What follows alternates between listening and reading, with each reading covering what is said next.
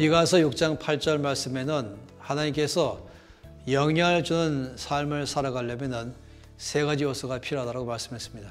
첫 번째는 인자를 사랑한다. 다시 말하면 하나님의 조건이 없는 큰 사랑으로 행하는 것을 말하고, 두 번째는 공의를 행하라 라고 말씀해서 이 공평, 정의, 옳고 그름을 분명히 하는 것, 사심 없이 행하는 것, 다 말할 때 쓰는 것이겠죠. 그리고 세 번째는 겸손히 하나님과 동행하는 것, 이 세 가지를 말하고 있습니다. 자세히 보다 보면은 지도력을 발휘할 때에 사람을 대할 때는 사랑으로 대하고, 나에게 맡겨진 모든 일을 대할 때는 공의로 행하고, 하나님과 관계 속에는 겸손으로 살아가라, 이렇게 말할 수가 있겠죠. 잠언의 말씀에도 지도력을 발휘할 때 공의로운 지도자가 일어나면은 그 나라가 견고해지고 그 단체가 굳건해지고 라고 말씀하고 있습니다. 시편에는 하나님의 보호자의 기초를 공의라고 말하고 있습니다.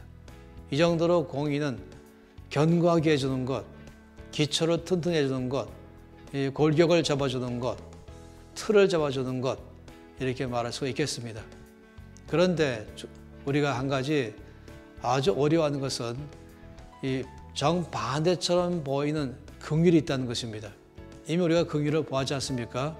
긍휼은 용납과 용서와 이해와 또 기다려줌과 또 기회 주는 것, 격려하고 후원하고 지지하고 사랑하고 돌아보는 것 다 포함해서 우리가 긍휼 이렇게 말하고 있습니다. 긍휼이 갖고 있는 지도력이 얼마나 사람을 풀어주는지 알고 있습니다. 그렇지만 이것이 공의를 무너뜨리는 건 아닌 것이에요. 이 긍휼과 공의가 정반대가 아니라 이것은 하나로 잘 조화가 되는 것입니다. 다시 말하면 모든 사람을 대할 때는 긍휼로 대하고, 일을 처리할 때는 공의로 처리하고, 이것이죠. 긍휼은 태도를 말하는 것이고 공의는 행동을 말하는 것입니다. 하나님도 공의로우신 분이십니다. 하나님도 의를 행하시죠. 불의가 없으십니다. 하나님께서는 불공평한 법이 절대 없습니다.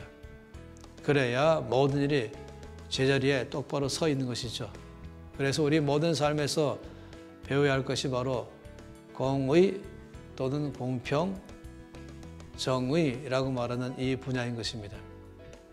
저는 오늘 같은 시대에 있어서 이 하나님께서 말씀하시는 이 공의와 정의에 대한 올바른 이해를 더 많이 우리가 갖기를 바란 것이에요.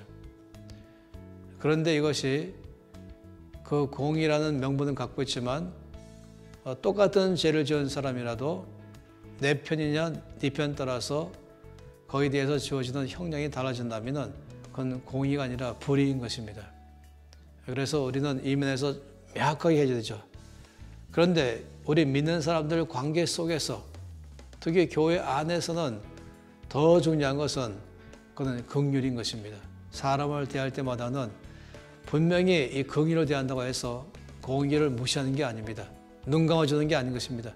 확실하게 공의의 판단 위에서 옳고 그름을 다 말해준 다음에 그 다음에는 또 기회를 주는 것이죠. 다시금 또 은혜를 베푸는 것이죠. 이렇게 두 가지가 균형 있는 삶을 우리가 끝없이 선영 안에서 배워나가야만 되겠습니다.